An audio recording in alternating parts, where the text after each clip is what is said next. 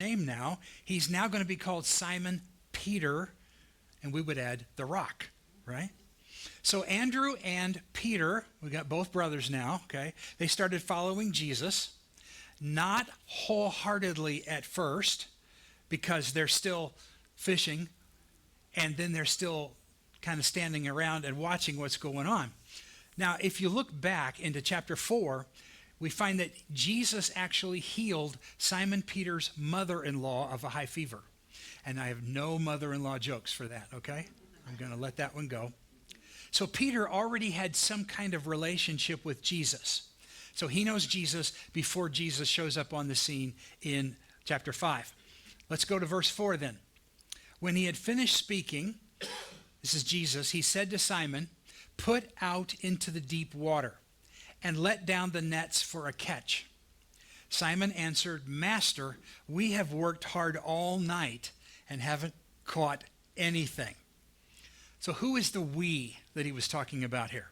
We've worked hard all night. Who else was there besides Peter and Andrew? James and John. Yeah, we got a couple other brothers. And these brothers were known for being hotheads. They were also known for being judgmental. Jesus actually gave them a nickname at one point. He called them Sons of Thunder. That would look cool on a t-shirt, wouldn't it? Sons of Thunder. I like that, yeah. The reason he did that is because it seems like they were always picking a fight. There's one occasion where Jesus was headed to a Samaritan town, and the townspeople literally refused to let Jesus come in and do anything. So James and John were there, and they asked Jesus if they could order fire from heaven to burn everybody up. I'm sure that's what Jesus wanted them to do. You know, no talk about love or anything else. But that's the guys that were there. Peter, James, and John are actually three of the central characters in this story. And they are three of the guys that Jesus chose to change the world with. So it says that when Jesus had finished teaching, he basically says to them, "Hey, let's go fishing." We have fishermen in here, right? We have fisher ladies in here. Is that what you call it? Fisher ladies? Fisher girls? Fisher woman? Fisher people? Oh, that's too sanitary. What I love about Jesus is that he didn't have any problems entering into the ordinariness of life. If Peter had been a truck driver, I think Jesus might have said, "Hey, Peter, let's go for a drive." But Peter was a fisherman, so Jesus says, "Let's go fishing." And Peter's reaction, which we're going to read in just a moment, is really great. He says, "You want to do what?" He says, "Listen, we just got done. We've been fishing all night long. We're worn out. We're frustrated. And besides, this morning, this time, right now, it is not a good time to go fishing." I can kind of imagine what he wants to say. Or maybe he does say it. It's like, "You know, Jesus, you're a carpenter. And I respect that. And Jesus, I know you're a rabbi. And I respect that. But the truth is, you know preaching and I know fishing." Have you ever felt that way? Have you ever felt that God knows a lot about spiritual stuff, but maybe he doesn't know so much about what we go through every day? Yes, Jesus knows about prayer, and Jesus knows about healing, and he knows about religious things. But when it comes to running a business, when it comes to raising your kids, when it comes to running your life, sometimes we wonder if God really understands what we go through. And Peter was a bit skeptical here. But when Jesus makes the request, let's understand, he's not talking about let's go on a little fishing trip with a rod and reel and a cooler of Dr. Pepper with those little bright red and white bobbers. Did you have one of those when you were little? How many of you had a cane pole when you were growing up? Yeah, okay, some of us had a cane pole. All right, I appreciate you sharing that with me. It lets me know how old you are. So when Jesus makes his request, he's not talking about that kind of fishing trip. That's not what he's about here. These were basically commercial fishermen. This was their livelihood. This was their major source of income. But they were tired and they were frustrated. They had heavy boats, and their heavy boats had heavy nets. These nets had lead weights around the edges. So what they would do is they would throw these nets out on the water, and nets would begin to sink. So then they would float down to where they were, and they would get on top of where the net went down, and they would pull the fish out because it would kind of close in around them with the weights. They would pull them back up. When they drew that net back up, if they didn't catch anything, they would have all kinds of rocks and weeds because of what they picked up. And it says in the text that they had just finished cleaning their nets. So that kind of leads me to believe that they had been picking out all the rocks and all that stuff. And so Jesus, in the middle of all that, goes, hey guys, let's go fishing again. Let's go back. Let's dirty those nets up again. Let's go out a little deeper. In verse 5, if you look at verse 5, it says that Simon answered, Master. Now we've heard that kind of talk before, haven't we? But you may not understand that this is the first time that this Greek word is used in the New Testament. It is the Greek word epistates, which means master. It's not like a rabbi or a teacher. It means I'm calling you the person with authority. You're the one I respect. So he says, Master, we've worked hard all night and haven't caught anything, which I would guess would be a little bit embarrassing maybe, since this is your livelihood. But here's the key phrase. Look what he says. But because you say so, we will let down the nets. That's pretty big stuff. This is huge. Peter's a professional fisherman. He knows fishing. He knows this particular lake. He knows the odds of catching fish at this time of day. And he's seen Jesus in action. And basically what he's saying is, Jesus, I wouldn't do this for anybody else. But because it's you, I'll do it. One of my favorite movies is a quirky, goofy, wonderful movie called The Princess Bride. That could be your homework for this week, is to watch that movie. It's a crazy movie, but it has got so many great lines in it. Okay? In this particular movie, Wesley, who is the farm boy, falls in love with Buttercup. Don't you love those names? Her name is Buttercup. She is the Princess Bride, as we find out in a little bit. But he never tells her that he loves her. Instead, he's always saying something to her. 3 words. As you wish. He just keeps saying it. No matter what she says, he says, as you wish. Now, I think what's interesting is that Peter would learn on a day like this that that phrase is really the key to following Jesus. It's continually saying to God, Master, I will do as you wish. God can do anything. Understand this. God can do anything through anybody who is willing to line themselves up with his will and his wisdom and his power. He will work through anybody who is willing to humble themselves and say to him, as you wish, because you said so. So Peter does that. He does what Jesus asks, and then Jesus blows these guys away with an incredible fish story. Everybody's got their own fish story, don't they? Do you have that one member of the family that no matter what story you tell, they have to tell a bigger one? Yeah, absolutely. And I think everybody's got a fish story. And what I like is that nobody ever believes your fish story. No matter what you tell them, they're just not going to believe it. So Peter goes out into the deep and agrees to drop the nets, all because of his new fishing buddy. But when he starts to pull the net back up, his muscles are feeling the tension. And his eyes start to pop a little bit, and a smile flashes across his face because the nets begin to break. And he signals for his partners, who were James and John. He signals for them to pull up alongside their boat. And so the 2 boats and the guys are trying to pull this net up. And the text says that there were so many fish that the boats are starting to sink. That's incredible. And Peter and his buddies are just amazed. They are blown away. Verse 8 tells us that Peter fell at Jesus' knees. Do you understand where that would be? In a pile of the slimy fish. Okay? He falls down on his knees. And he says, go away from me, Lord, because I'm a sinful man.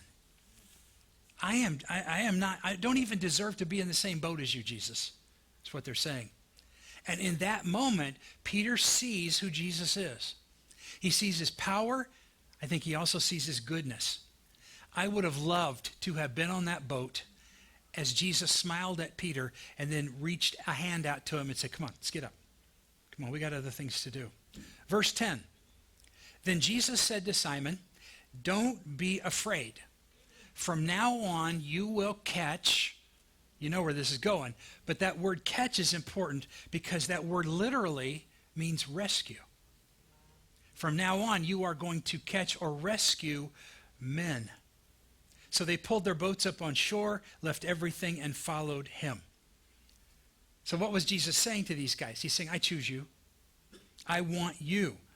I want you to help me rescue people. And it says they left everything.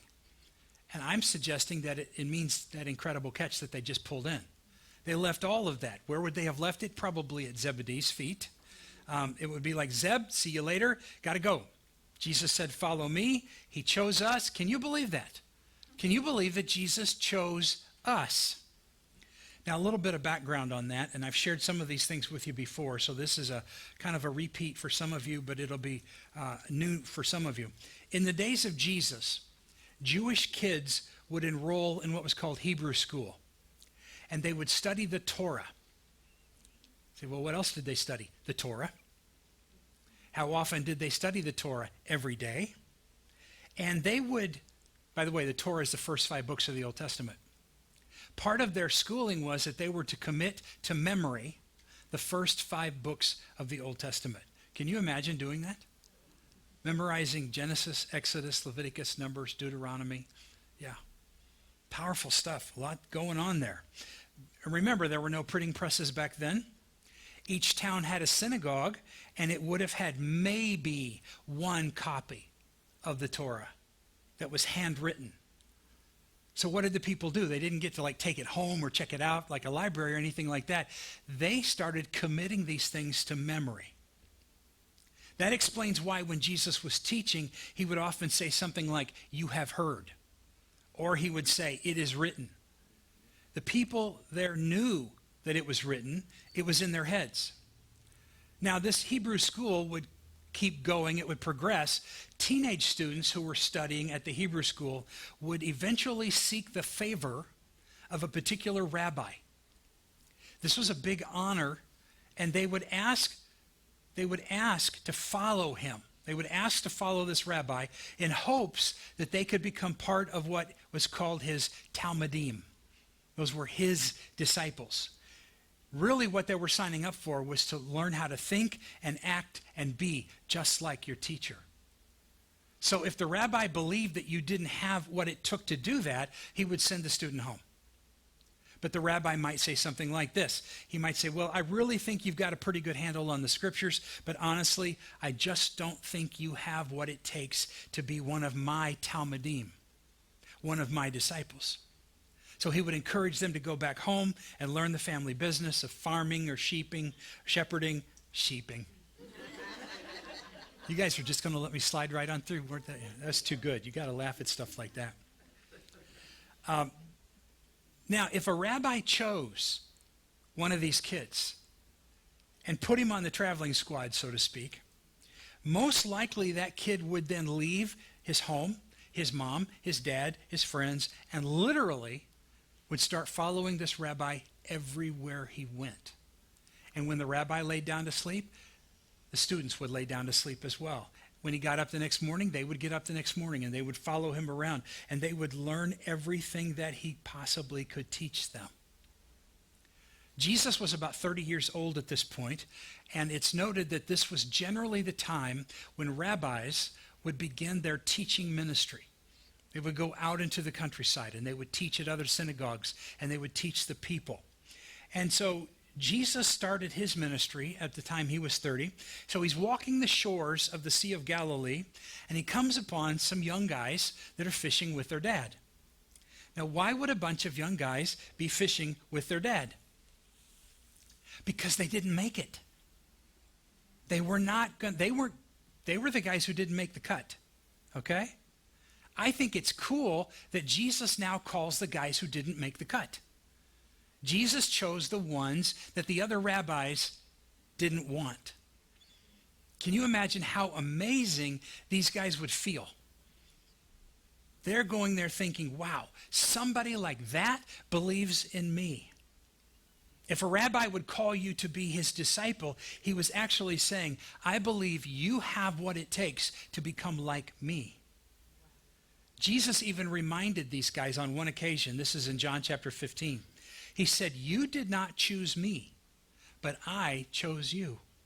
How interesting. The point is, Jesus saw enormous potential in these guys. He saw potential that nobody else saw because he looked deeper. Now, I think you are well aware that when gold is mined, they have to move tons of dirt just to find 1 ounce sometimes. And the key, obviously, is you don't go looking for dirt, you go looking for gold.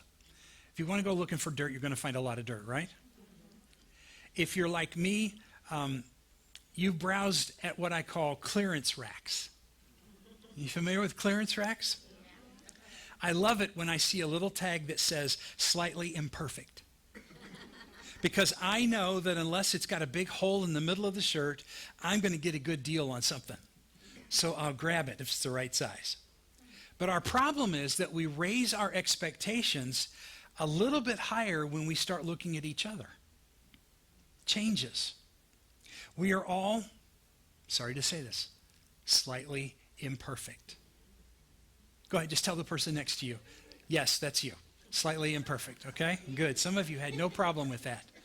I'm concerned about those of you who did not turn to the person next to you that you're married to and you didn't say anything. What I'm saying is we are all clearance material. We are all basically off the rack, right? Every single one of us. And we've got to look at each other through the eyes of God. Because God sees potential in us that nobody else does. God always sees more in other people. Read through the Bible and keep that in mind and look at the people that God used. Moses stuttered. Abraham was too old. David was too young. Solomon was too rich. Naomi was too poor. Jonah ran away from God. Timothy had ulcers. Rahab was a prostitute. Gideon doubted. Elijah was burned out and suffered from depression. Martha worried too much. Noah got drunk. Paul was a murderer. And John the Baptist was just flat out weird. Okay? The clothes he would wear and the food he would eat. But yet these are the kinds of people that God would use to rock the world. So can you imagine how it made those guys in that boat feel when Jesus said, I want you to follow me?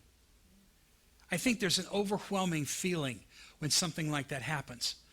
When somebody picks you. When somebody chooses you. Think back to when you were on the playground as a kid. When they were dividing up sides. Wasn't it great when you got picked? And didn't it feel crummy when you're getting down to the last and there's only like 1 or 2 of you left and it's you? Yeah, that didn't feel good at all. Listen to what one girl wrote. She said, I grew up knowing I was different and I hated it. I was born with a cleft palate. And when I started school, my classmates made it clear to me how I looked to them and to others. A little girl with a misshapen lip, crooked nose, lopsided teeth, and garbled speech. When classmates would ask, what happened to your lip? I would just tell them I had fallen and cut it on a piece of glass. She says, somehow it seemed more acceptable to me to have suffered an accident than it was to have been born different. She says, I was convinced that no one outside of my family could love me. There was, however, a teacher in the 2nd grade which all the students adored. Remember that teacher that everybody liked? It's probably the last time you ever had a teacher that everybody liked, when you were in the 2nd grade. And in her class, it was a teacher named Mrs. Leonard. She was, and I quote the description, she was short, round, happy, a sparkling lady. I like that description. Now, she goes on to say, annually, we had a hearing test. Mrs. Leonard gave the test to everyone personally in class. And she said, finally, it was my turn. I knew from years past that we would stand against the door and we would cover one ear, and the teacher sitting at her desk would whisper something up to us, and we would have to repeat it back. She might say things like, the sky is blue. So you were supposed to say, the sky is blue. You are listening, right? Okay, yeah. She would ask, do you have new shoes? Now, this is not loud enough for the rest of the class to hear, but it's loud enough for you possibly to hear. And so this girl says, I waited there for the words that she understands now that God must have put in her mouth that day. 7 words, this girl says, that changed my life. Mrs. Leonard said to me in her whisper, I wish you were my little girl. Do you know how good it feels to be chosen? Do you know how good it feels to be chosen by God? To hear God say, I choose you. I want you. I wish you were my son or my daughter. People like us. People like the 12. People with misshapen spirits and crooked hearts, with lopsided souls and garbled lives. What a feeling to be wanted by God. I got news for you. God has plans for everybody in this room. There's nobody in this room that is not wanted. You may feel rejected at times. You may feel unwanted at times, but it's simply not true where God is concerned. I want you to see what he says. This is in Ephesians chapter 1. We're going to read a couple of verses here, beginning in verse 4. It says, long before he, God, laid down the earth's foundations, he had us in mind. He had settled on us as the focus of his love, to be made whole and holy by his love. Long, long ago, he decided to adopt us into his family through Christ Jesus. What pleasure he took in planning this. He wanted us to enter into the celebration of his lavish gift giving by the hand of his beloved Son. What's he trying to tell us? You and I are the focus of God's love. And when you are the focus of somebody's love, that means when you're chosen, it means somebody wants you. You are desired. You are loved. This is where you belong. You're no longer disconnected, as sometimes we feel. We have potential. And regardless of our past, regardless of our inadequacies, regardless of our potential for failure, somebody believes in us. And that's changed the way a lot of people look at their lives every day. I want us to be able to walk through life knowing that we're wanted. Jesus believed in Peter, James, and John, and his belief in them changed their lives completely. Jesus is what I would call a dream releaser. Say that. Just say dream releaser, because that's not something we normally say. Jesus was a dream releaser. That's why people flocked to hear him teach, because he gave them dreams of a better life. Not an easier life, but a better life. He gave them the hope of a better place someday. That's why Peter, James, and John dropped their nets and followed him, because Jesus basically said, guys, listen, I have got a dream for you. So come on, help me. Let's go rescue people.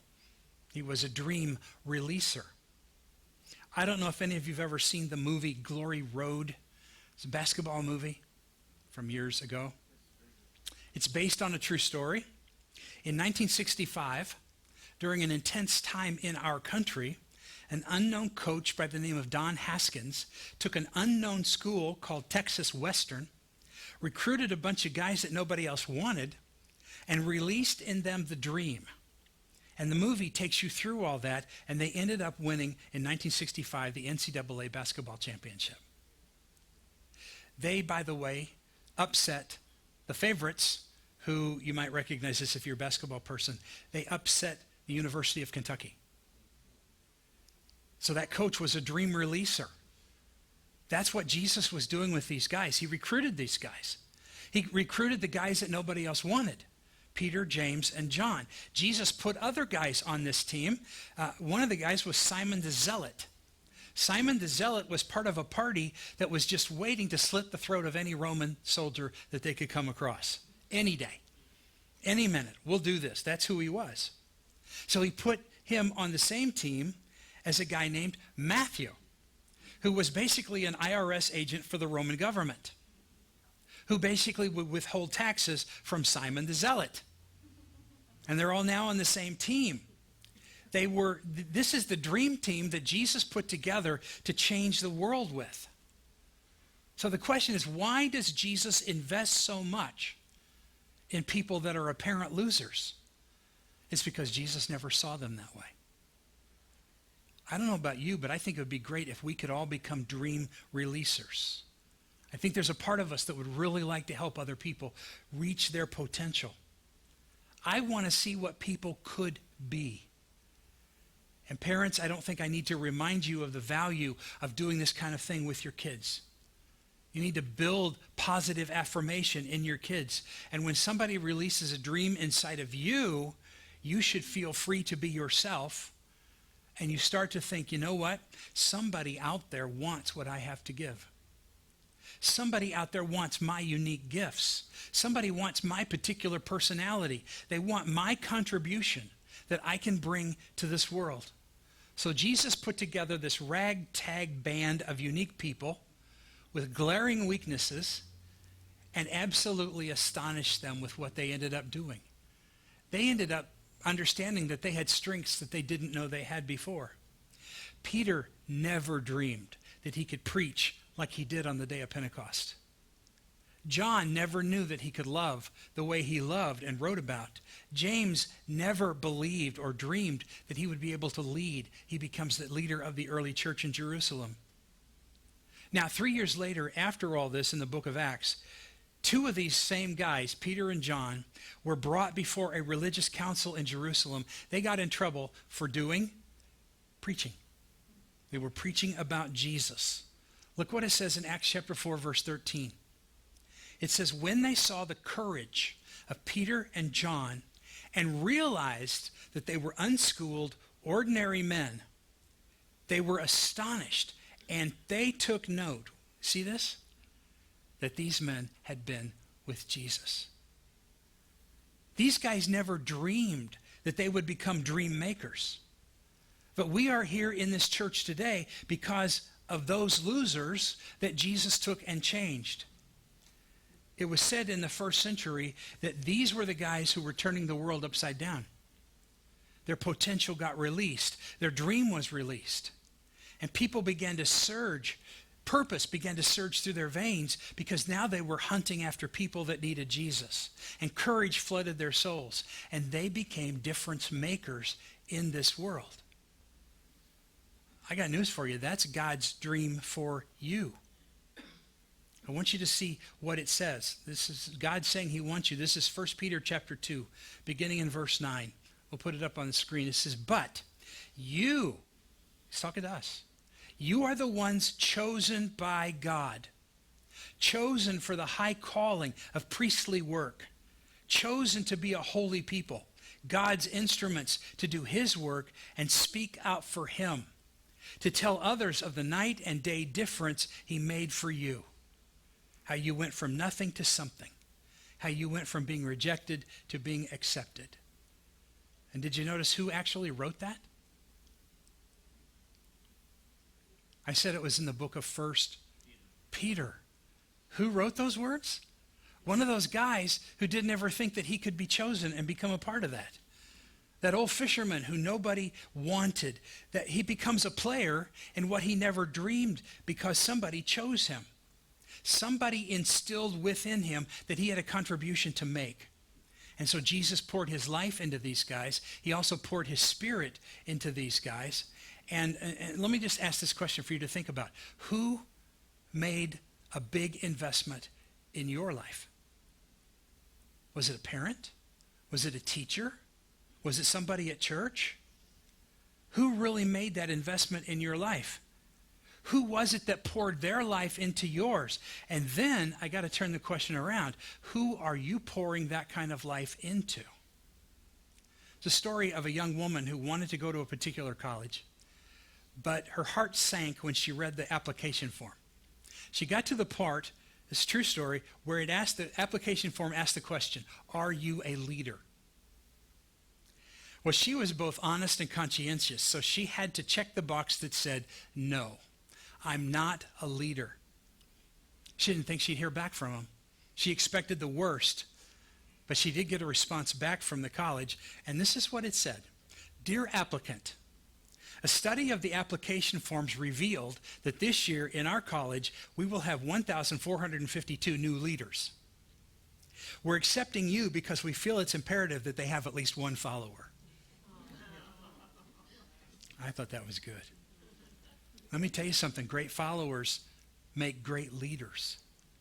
And then they invest their lives in other great followers who then help find other great leaders. And that's the way the cycle goes. That's what Jesus was doing with these guys on the shore that day. He said, I want you to follow me, and I will make you fishers of men. These guys that Jesus picked, they would not be on anybody's dream team. They really weren't. Jesus was often frustrated with them. Not because they were so incapable, but because he saw so much potential in them, and they had a hard time realizing just what they were capable of. But Jesus also knew that they were free to not be amazing. They could choose whatever road they wanted. Now, was Jesus ever hurt by guys like this? Absolutely. Jesus was ridiculed. He was second-guessed. He was denied. And he was even betrayed by one of them. I'm sure at times these guys disappointed Jesus incredibly. I think sometimes he was fed up by them. I think sometimes he was underappreciated by them. And I'm guessing there are some of us in this room who understand that. Maybe it has to do with your kids. Do your kids always appreciate you? Do your grandchildren appreciate you? At times when you don't bring them a gift. Maybe it has to do with some other person that you invested your life in. Maybe it's a situation at work. You had somebody at work that was going down the wrong road, and you helped them to get back on the right road, but then they made this turn and they went back to the old style. And they never even sent you a thank you note for the things that you did to help them. Listen, investing in people is risky business. Love always involves a risk. Jesus took a risk when he invested in these guys. Peter, remember, Peter reached for his potential and he claimed it, and Peter became a great leader of the church. Judas, however, reached for a rope and hung himself. Jesus took a risk in choosing broken people with a free will. Why would he choose broken people? That's all there are. There really aren't any other kind of people. He chose to invest his life on a cross for every single one of us in this room. Every single one of us who has ever denied Jesus.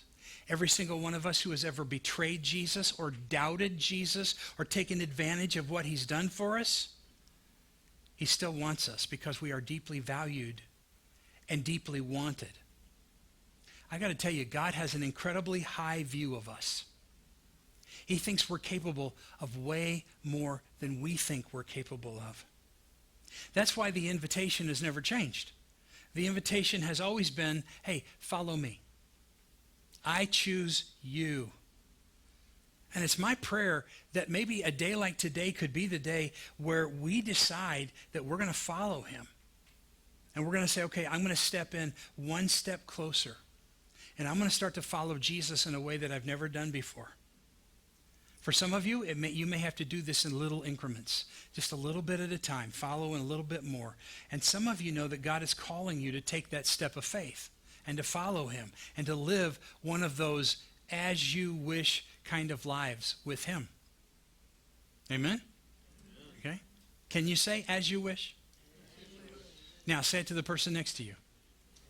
As you wish. Would you stand with me for prayer, please? And I do hope that we will see you down at the park at 12:30 this afternoon with your apple pies. I'm getting ready to pray, so don't. I'm sorry, I just had to do that. I've been told more than once that if that's all that shows up today is apple pies, I am in so much trouble. Let's bow for prayer.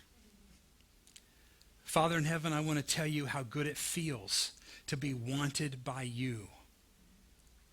Father, I pray that everyone here would know that they're wanted in the depths of their soul.